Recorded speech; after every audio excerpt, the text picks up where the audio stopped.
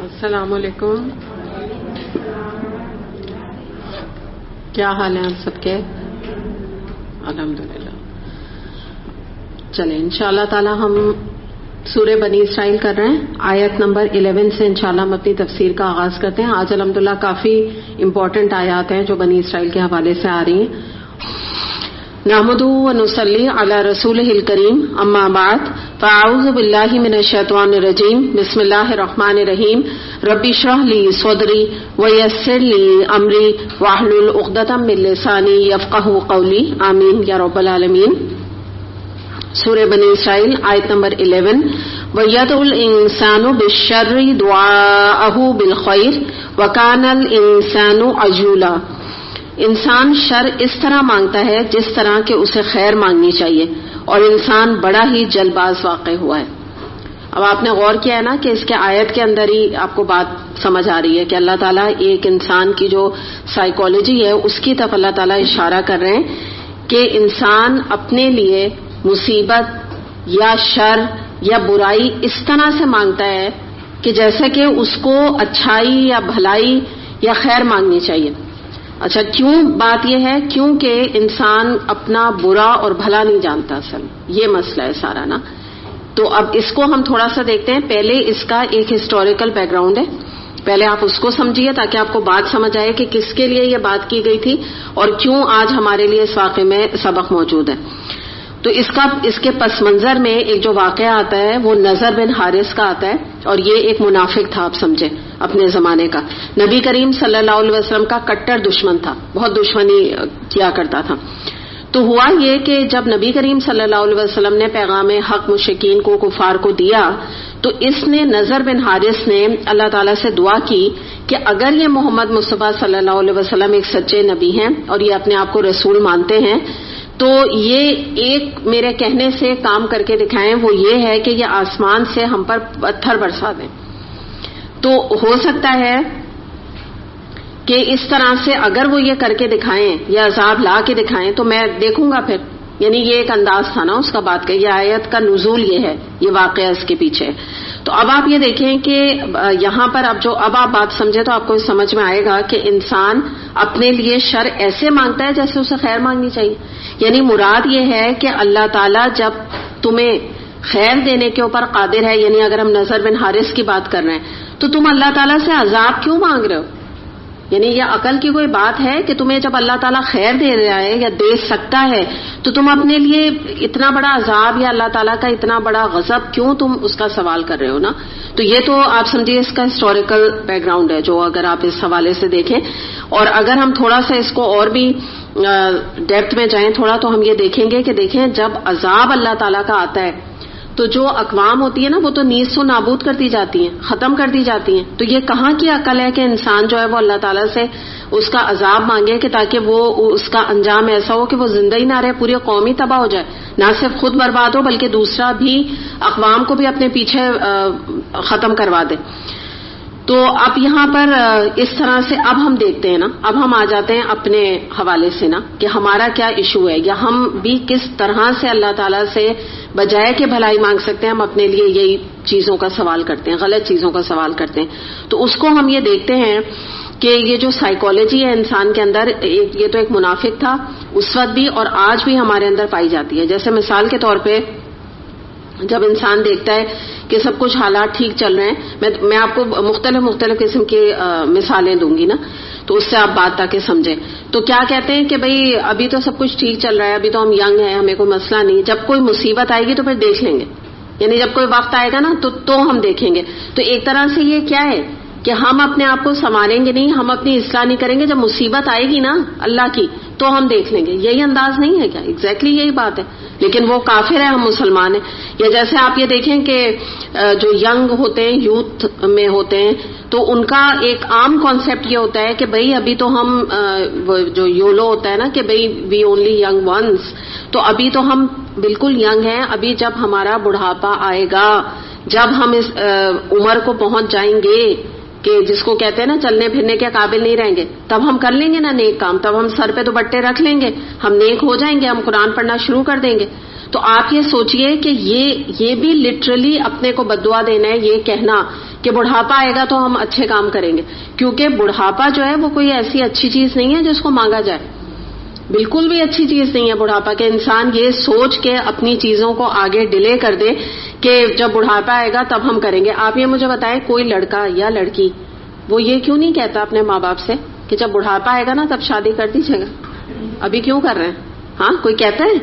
ایسے تو بہت سمارٹ ہے، جتنی اپنی پیک ینگ ایج ہوتی ہے اس میں کرنا چاہتے ہیں نا۔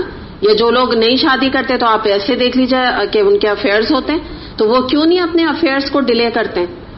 شادی سے پہلے کا تو جو تعلق ہے وہ تو انلیجیٹمیٹ ریلیشن شپ ہے نا، تو ایسے ہی کیا کریں کہ ہاں ہم تو بڑے ابھی نہیں، اب ہم تو جب 90 سال کے ہو جائیں گے نا تب ہم کریں گے شادی، یا کوئی افیئر کریں گے، ابھی نہیں کریں گے۔ اس معاملے میں بہت سمارٹ ہے، لیکن اللہ تعالیٰ کی جب بات آتی ہے آپ دیکھیں ہر چیز بڑھاپے پہ ڈال دیتے ہیں۔ تو یہ وہ چیز ہے اب جو میں اللہ تعالیٰ یہاں فرما رہے ہیں نا کہ وہ اپنے لیے شر اس طرح مانگتا ہے۔ اور انسان جلد باز کیوں ہے؟ اللہ تعالیٰ نے جو فرمایا کیونکہ اس کو نا اپنی دنیا جو ہے نا وہ جلدی چاہیے، یہ جلد بازی ہے کہ دنیا کا جو ابھی وقتی نظر آنے والا فائدہ نا بس وہ مجھے مل جائے، آگے نہیں، آگے کی آگے دیکھی جائے گی۔ یہ جو جملے ہوتے ہیں نا، کل کی کل دیکھی جائے گی، آگے کی آگے دیکھی جائے گی۔ ابھی جو میرے سامنے دنیا ہے، ابھی جو میرے ٹیلنٹس ہیں، میری جوانی ہے، میری خوبصورتی ہے، تو اس کو مجھے دنیا میں کھپانا اور لگانا ہے، بیکاز یہ ٹائم پھر میرے پاس دوبارہ نہیں آئے گا۔ یہ ایک سوچ ہوتی ہے نا انسان کی۔ اور ایک انسان یہ کہتا ہے کہ میری جو بھی صلاحیتیں اور جو میری جوانی، جو میرے ٹیلنٹس، جو میری صلاحیتیں، میرے پاس وقت کم ہے، یہ سب کچھ میں اللہ کی راہ میں لگا دوں، کیونکہ جیسے کل بھی ہم بات کر رہے تھے کہ وہ وقت آنے سے پہلے میں دنیا سے نہ چلی جاؤں، کہ میں نے جو ڈیٹ لکھی ہو اپنے پاس اپنے آپ کو بدلنے کی، اس سے ایک دن پہلے ہی میں نہ اس دنیا سے چلی جاؤں۔ تو یہ ایک جو ہے نا فرق ہوتا ہے۔ ایک اور چیز اس میں آ جاتی ہے کہ انسان کا اپنی اولاد کو یا اپنے آپ کو بددعا دینا جلد بازی کی وجہ سے۔ جیسے مثال کے طور پہ میں آپ کے سامنے کچھ سٹیٹمنٹس رکھوں گی، تو آپ یہ دیکھیں کہ عام طور پہ ہم ان چیزوں کو کوئی اتنی خاص بات نہیں سمجھتے، لیکن دراصل یہ بھی وہی والی بات ہوتی ہے کہ انسان اللہ سے بجائے اولاد کے لیے خیر مانگے یا اپنے لیے خیر کی دعا کرے، وہ کیا کر رہا ہوتا ہے انجانے میں۔ جیسے مثال میں آپ کو دوں گی کہ یہ عورتوں میں یہ چیز پائی جاتی ہے نا کہ جیسے کوئی بات ہو گئی یا کوئی سلپ ہو گئی، یا آپ یہ کہہ لیجئے کہ کوئی برتن ایک دم سے گر گیا ہاتھ سے، اس قسم کی چیزیں ہو گئی، تو بجائے اس کے کہیں بسم اللہ، ٹھیک ہے نا، یا گر گئیں تو پھر اس میں بھی اللہ کا نام لیں کہ کیا کہنا چاہیے کہ کوئی پریشانی آ جائے تو اس میں کوئی ہاں انا للہ و انا الیہ راجعون، اس طرح کی دعا کرنی چاہیے نا۔ تو اب وہ کیا جملے ادا کرتی، ہائے میں مر گئی، گر گئی نا، جیسے سلپ ہو گئی تو کیا کہہ رہی ہیں، ہائے میں مر گئی۔ یہ کیا چیز ہے؟ یعنی ابھی تو مری نہیں ہے لیکن اپنے کو کیا کہہ رہی ہیں، میں مری گئی ہوں۔ تو یہ ایک طرح سے نا یہ بددعا دینے میں ہی اپنے لیے آ جاتا ہے کہ بھائی آپ قادر ہیں اس بات پہ، آپ اللہ تعالیٰ سے کہیں کہ کوئی دعا کر لیں یا بسم اللہ کہہ دیں نا، گرتے وقت بھی کہہ سکتا ہے انسان بسم اللہ، تو کچھ اس طرح کی بات نکال دیں نا۔ پھر میں آپ کو اور بھی اس طرح بتاتی ہوں، جیسے کسی کا بچہ بیمار ہے تو اس کو کہیں گے ہائے میں صدقے میرے بچے کی بیماری مجھے لگ جائے، یہ کیا ہے؟ یہ بددعا ہے۔ اگر بچے سے بیماری ہٹ کے ماں کو لگ گئی تو کیا پتا بچے کی قسمت میں ابھی ریکوری نہیں لکھی، پتا چلا ماں بھی لیٹ گئی، دونوں لیٹے ہوئے، دونوں ہاسپٹلائز ہو گئے۔ تو یہ کیا مانگ رہے ہیں آپ؟ بچے کے ساتھ بیٹھی ہیں، وہ بیمار ہے، کیا دعا کرنی چاہیے؟ اللہ تعالیٰ اس کو شفا دے دے، اللہ تعالیٰ تو اسے کامل شفا دے۔ جیسے جو شفا کے کارڈز، کامل شفا کا مطلب ہوتا ہے کہ اتنی سی بھی پیچھے بیماری نہ رہ جائے، یہ پازیٹو بات ہے نا، یا یہ پازیٹو بات ہے کرنا۔ پھر یہ کہ عام طور پہ لڑائی جھگڑے ہوتے ہیں نا جب لوگوں کے، تو وہ اس طرح کی باتیں کرتے ہیں، اللہ اس کو سمجھے گا، یہ بھی بددعا ہے۔ آپ کو کیا ایسے لوگوں کے لیے کیا کہنا چاہیے؟ اللہ تعالیٰ اس کو ہدایت دے، ہدایت کی دعا کریں آپ اس کے لیے، جب وہ ہدایت ملے گی وہ خود ہی ٹھیک ہو جائے گا۔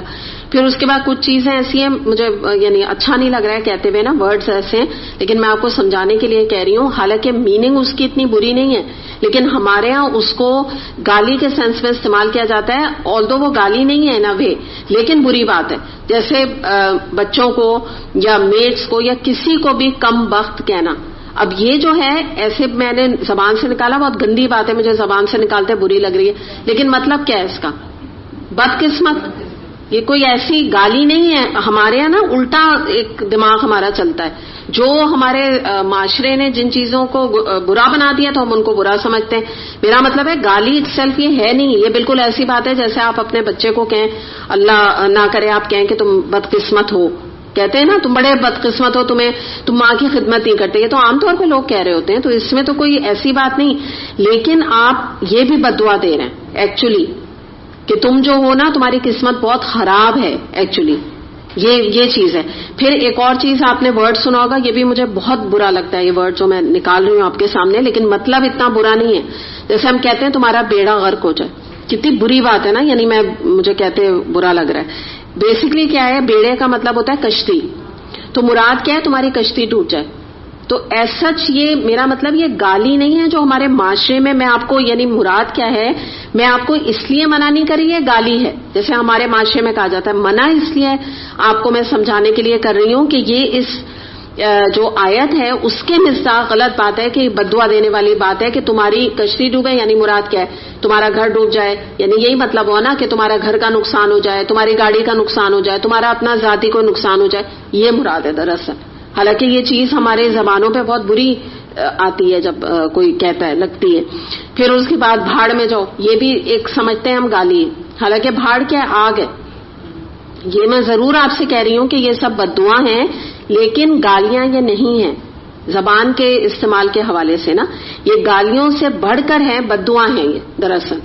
تو اس میں کیا ہے, چولہے میں جاؤ, اب جیسے اپنے بچے کو کہہ دیا نا غصے میں, تو یہ سب کیا آپ سوچیں کہ کوئی ماں اپنے بچے کو اگر چولہا یا بھاڑ کا ورڈ استعمال کر رہی ہے تو نہ صرف یہ کہ دنیا کی آپ اس کے لیے بربادی مانگ رہے ہیں, بلکہ وہ تو آگ تو آخرت کی بھی ہے, اللہ بچائے. تو ہم تو دعا کرتے کرتے نہیں تھکتے ہیں نا کہ اللہم اجرنا من النار, کہ اللہ تعالیٰ تو ہمیں آگ کے عذاب سے بچائے, اور کہاں کھل کھل کے اپنے بچوں کو اس طرح کی باتیں بددعا یا کلمات نکالنا. تو یہی بتانا یہاں مقصد ہے اس آیت کا, جو آپ اس اینگل کو اگر لیں کہ آپ کا بچہ نافرمان ہے, آپ کا بچہ آپ کو تنگ کر رہا ہے. بعض دفعہ ویسے ہی بچے تنگ کر رہے ہوتے ہیں, کوئی اتنی بڑی بات بھی نہیں ہوتی. تو بات کیا ہے, آپ اس کے لیے ہدایت کی دعا کریں نا, پازیٹو بات کریں اللہ تعالیٰ سے. لیکن جو یہاں پر اللہ تعالیٰ نے سائیکالوجی انسان کی بتائی ہے نا کہ بڑا جلد باز ہے, یعنی مراد کیا, پیشنس ہے ہی نہیں. کہ بچے نے ادھر کوئی بات کی, بجائے اس کے اس کو پیار سے بیٹھ کے سمجھایا, اس کو اتنی بری بری بددعائیں دینی شروع کر دی. تو یہ اس آیت کے نا مختلف میننگ ہے جو میں آپ کے سامنے رکھ رہی ہوں. ایک اور چیز آپ دیکھیں کہ اللہ تعالیٰ کا بڑا ہم پہ کرم ہے اس حوالے سے, اگر ہم دیکھیں اس آیت کے حوالے سے, کہ آپ یہ دیکھیے کہ اگر اللہ تعالیٰ ہماری یہ بددعاؤں کو قبول کرنے لگ جائے تو ہوگا کیا.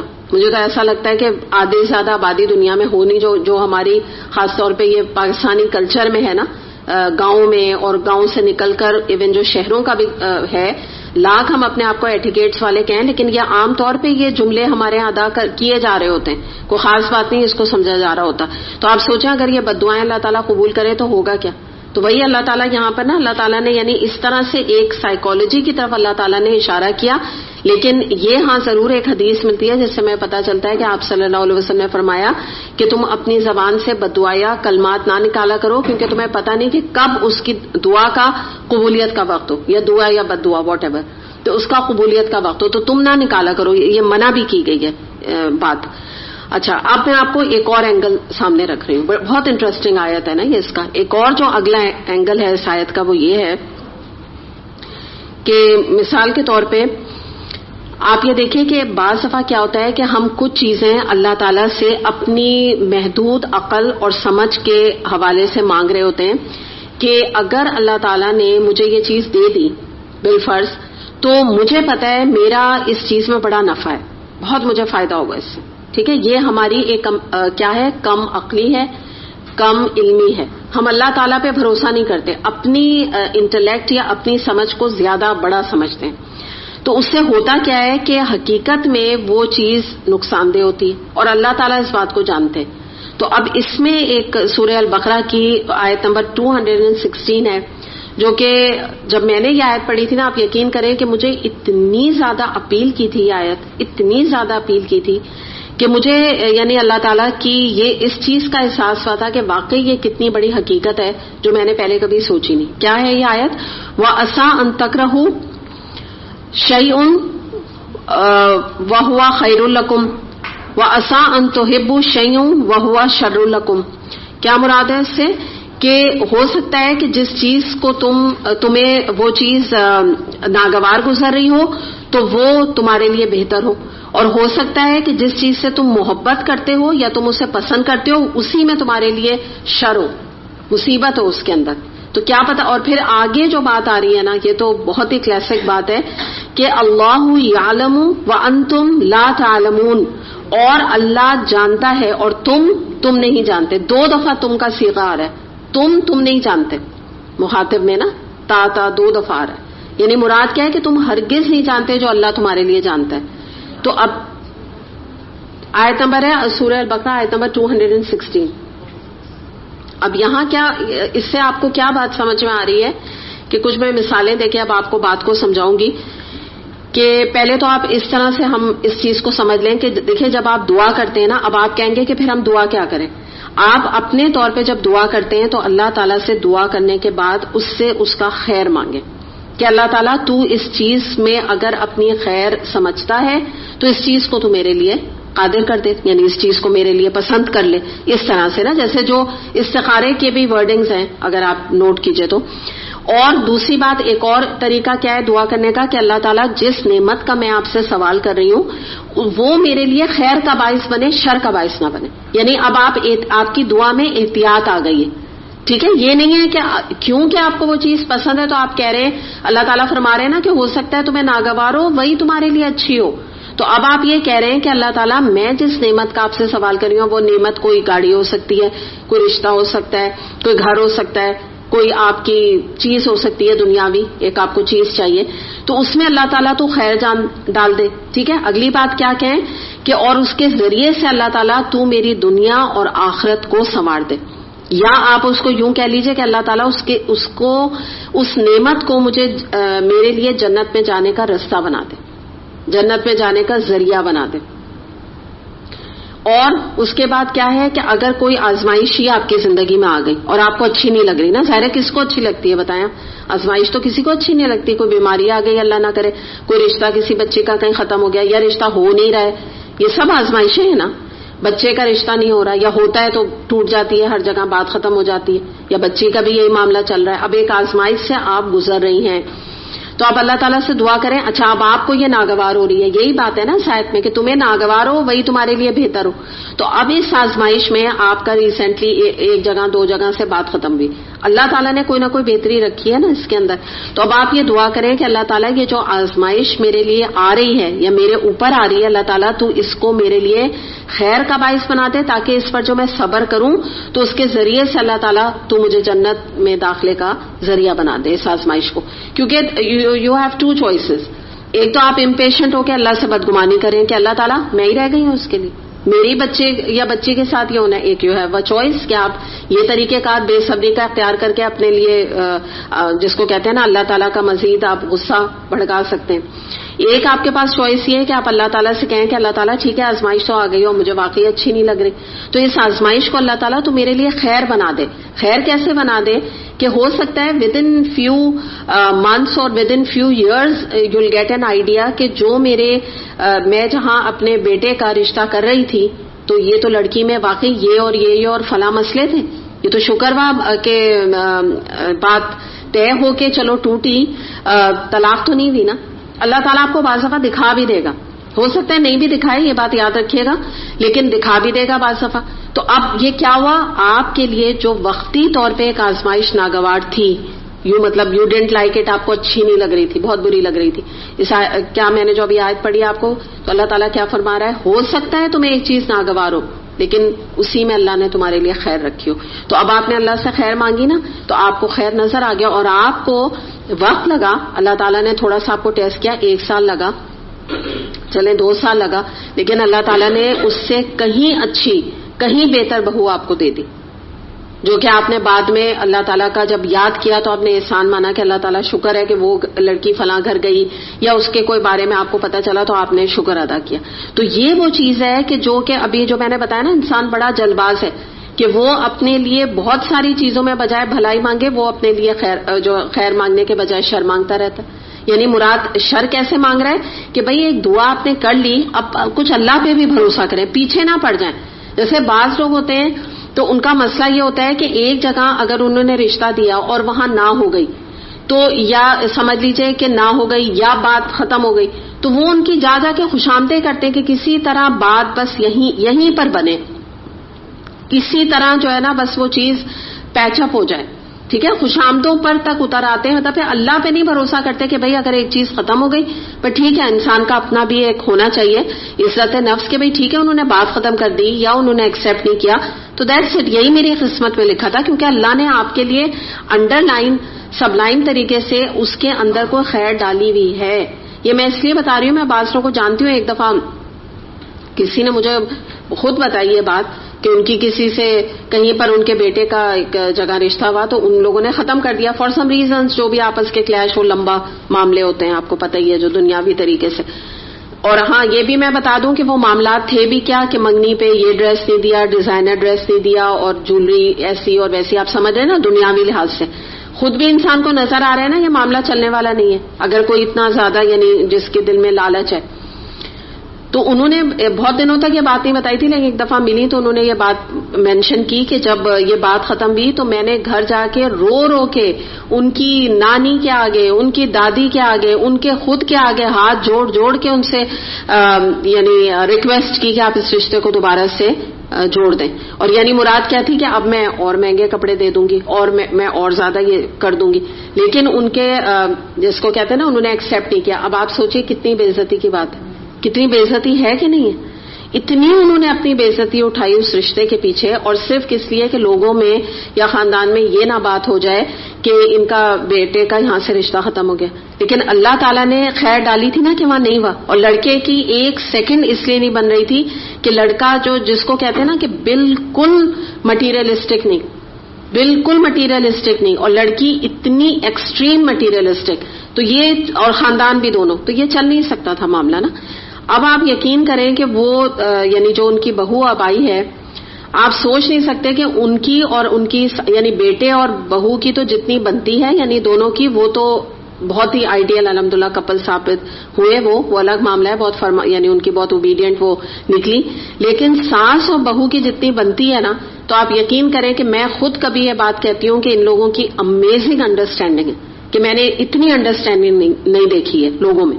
تو یہ اللہ تعالیٰ نے کیا خیر رکھی تھی، نظر آیا ان کو کہ نہیں؟ اللہ کرے آ گیا ہو، مجھے تو آ گیا مجھے تو اللہ نے یہی دکھا دیا کہ میں حیران ہوں یعنی اس بات پہ. اور مجھے یہ چیز ان کی نہیں درست لگی نا، کیونکہ اس وقت انہوں نے اس چیز کو مینشن نہیں کیا تھا تو کسی کو پتا نہیں چلا کہ انہوں نے جا کے اتنی یعنی جا کے روئی ہیں. کہہ رہی تھی میں تو رو کے میں نے حشر کر دیا. وہاں جیسے وہ نہیں ہو جب مچل جاتے ہیں، وہاں مچل گئی ان کے یہاں بیٹھ کے، میں تو جاؤں گی نہیں آپ جب تک اس رشتے کو جوڑیں گے نہیں. اور ان کے جو نانی ہیں انہوں نے چیخنا شروع کر دیا اپنی بیٹی پہ کہ تم اتنا ان کو بے عزت کر رہی ہو. اور انہوں نے کہا نہیں مجھے تو کرنا ہی نہیں ہے یہاں پر، کیونکہ یہ ڈیزائنر کپڑے نہیں دیتی ہیں موقعوں پہ نا، برتھ ڈیز پہ. اور مطلب ان کا ایک تھا، انہوں نے کہا ہماری فیملی میں یہ چیز کی بہت اہمیت ہے. انہوں نے کہا آپ کو یہ چیز یعنی آپ نے ابھی نہیں کی تو آگے کیا کریں گی. جو بھی اب میں آپ کو بتا رہی ہوں، اس لیے بتا رہی ہوں کہ اللہ تعالیٰ دکھا رہا ہوتا ہے بعض دفعہ کہ بھئی یہ کیا، کہاں تم اپنا رشتہ کرنے جا رہے ہو، لیکن انسان اسی کے پیچھے بھاگتا رہتا ہے. اور اللہ تعالیٰ نے اتنا بڑا خیر رکھا ہوتا ہے آگے وہ نظر نہیں آ رہا. مطلب الحمدللہ میں امیزنگلی میں آپ کو بتاؤں گی. اور اس کے بعد بلکہ جو ان کی بہو آئی تو کیونکہ اتنی اچھی انڈرسٹینڈنگ تھی، آپ یقین کریں 8 سال اولاد نہیں ہوئی. میں آگے تک آپ کو ذرا بتا رہی ہوں قصہ. تو 8 سال اولاد نہیں ہوئی، لیکن کیونکہ وہ بہو اتنی اچھی تھی نا، اتنی فرما بردار، اور لڑکے کی بھی جیسے بہت کلک نہیں کرتے جیسا لڑکا تھا نا، بالکل سیدھا سادہ، کوئی اس کو یعنی یہ لندن کا پڑھا. میں یہ کوئی آپ کو کوئی معمولی گھر کا قصہ نہیں سنا رہی، بہت امیر لوگ ہیں. اور لڑکا بھی جو امریکہ کا پڑھا، وہ لندن سے پڑھا ہوا تھا، گریجویشن اس سے کی ہوئی تھی، لیکن بہت جو شریف نفس ہوتے ہیں نا اس طرح کا نیچر اس کا تھا، مٹیریلسٹک بالکل نہیں تھا. تو ویسی بیوی بھی اسی نیچر کی تھی. تو 8 سال اولاد نہیں ہوئی، لیکن یہ ساس نے آج تک، میں جن کا آپ کو بتا رہی ہوں نا پہلے رشتے پہ وہ تھی، انہوں نے کبھی اس کو کچھ نہیں کہا. کیوں؟ کیونکہ مزاج اتنا اچھا تھا. تو اللہ تعالیٰ نے اگین ایک آزمائش رکھی تھی کہ 8 سال اولاد نہیں ہوئی لیکن اس کے بعد اللہ تعالیٰ نے اب اولاد بھی دے دی, بیٹی بھی دے دی, وہ خوشی بھی حاصل ہو گئی. اللہ تعالیٰ سے وہ دعائیں کرتی رہی, اللہ تعالیٰ نے اگلی بھی دکھا دی, خوشی بھی دکھا دی وقتی طور پہ, یعنی ایک تھوڑی سی آزمائش آئی لیکن اب وہ بھی اولاد ہو گئی ہے. تو میں یہی آپ کو بتانا چاہ رہی ہوں کہ وہی جو اللہ تعالیٰ کہہ رہے ہیں نا, اللہ جانتا ہے تم نہیں جانتے ہو. بالکل مجھے تو ایسا لگتا ہے جیسے بالکل اللہ تعالیٰ واقعی ہمیں اس سے زیادہ کس طرح سمجھائیں کہ ہمیں جو بات سمجھ نہیں آتی. اور یہ چیز جو ہوتی ہے نا, اگر آپ یقین کریں کہ انسان کو, قرآن پڑھنے والے کو یا جو قرآن نہیں بھی پڑھتے نا, اگر وہ اس طرح کی کچھ آیات ان کے کانوں میں پڑ جائے نا تو ان کے زندگی کا جو ایک کانسیپٹ ہے نا گزارنے کا, وہ بدل جائے گا. بالکل ان کو اللہ پہ توکل, اللہ پہ ایسا یقین آ جائے گا کہ کوئی دعا اگر قبول نہیں ہوئی یا کوئی چیز ان کی پسند کی نہیں ہوئی, وہ کبھی ریگریٹ نہیں کریں گے. وہ کہیں گے مجھے پتہ ہی نہیں اس میں کتنی بڑی خیر ہے میرے لیے, میں جانتی نہیں اس کے اندر کتنی خیر ہے. تو میں بتانا آپ کو یہ چاہ رہی ہوں کہ جیسے اس طرح کے جو واقعات ہوتے ہیں اس میں بعض دفعہ اللہ تعالیٰ لوگوں کے یا اپنے ذاتی طور پہ دکھا دیتا ہے, لیکن کچھ چیزیں میں آپ کو بتانا یہ چاہ رہی ہوں کہ آپ کو نظر ابھی نہیں آئے گا, ابھی آپ کو ہو سکتا ہے پتہ نہ چلے, اور اللہ تعالیٰ نے اس کو پوشیدہ رکھا وہ ٹل دا ڈے آف ججمنٹ. ہو سکتا ہے کہ جب آپ اللہ تعالیٰ کے پاس جائیں تب جا کے آپ کو کچھ چیزوں کی حقیقت سمجھ آئے. تو اس میں آپ اپنی امید کو نہ چھوڑیے گا کہ اللہ کا کلام کبھی غلط نہیں ہو سکتا, اس بات کو یاد رکھیے گا. ہاں یہ ہو سکتا ہے کہ اللہ تعالیٰ بھی آپ کو دکھانا نہیں چاہتا, آپ کو نہیں پتا چلے گا, آپ کو اس کے فائدے نظر نہیں آئیں گے جو اللہ نے آپ کے لیے فیصلہ کیا, لیکن اس پر آپ ایمان لے آئیں کہ اللہ تعالیٰ کا ہر فیصلہ جو ہے وہ اللہ تعالیٰ کے جیسا, اللہ تعالیٰ اتنا اعلیٰ ہے تو اللہ تعالیٰ کا فیصلہ بھی بہت اعلیٰ ہوتا ہے, اور ہم جیسے حقیر ہیں تو ہم اللہ تعالیٰ کے ان اعلیٰ فیصلوں کو سمجھ نہیں پاتے اپنی ذہن کی محدودیت کی وجہ سے. اچھا, پھر اس کو آگے آپ بڑھ کے اگر دیکھیں, تھوڑا سا ہم اور دیکھتے ہیں